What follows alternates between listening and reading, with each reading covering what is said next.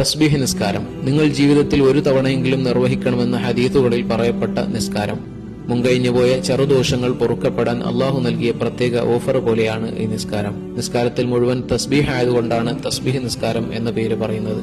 ഓരോ റക്അത്തിലും 75 തവണ വീതം 4 റക്അത്തുകളിലായി 300 തവണയാണ് സുബ്ഹാനല്ലാഹി വൽഹംദുലില്ലാഹി വലാ ഇലാഹ ഇല്ലല്ലാഹു അല്ലാഹു അക്ബർ എന്ന തസ്ബീഹ് ചൊല്ലേണ്ടത്.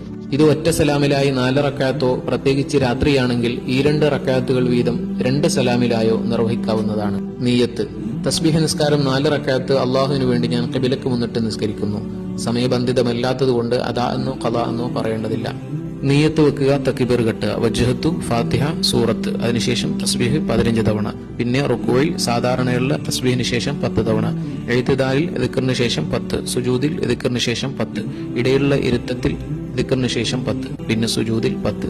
അവിടുന്ന് നേരെ ഖിയാമിലേക്ക് പോവാതെ നമ്മൾ സുജൂദിന് തക്ബീർ ചൊല്ലി ഇസ്തിറാഹത്തിന്റെ ഇരുത്തം ഇരിക്കണം. നമ്മൾ പലപ്പോഴും വിട്ടുപോകുന്ന സുന്നത്താണ്. തക്ബീർ ചൊല്ലി എണീറ്റ് ഇസ്തിറാഹത്തിന്റെ ഇരുത്തത്തിൽ 10 തവണ ദിക്ർ ചൊല്ലിയതിനു ശേഷം തക്ബീർ ചൊല്ലാതെ ഖിയാമിലേക്ക് പോവുക.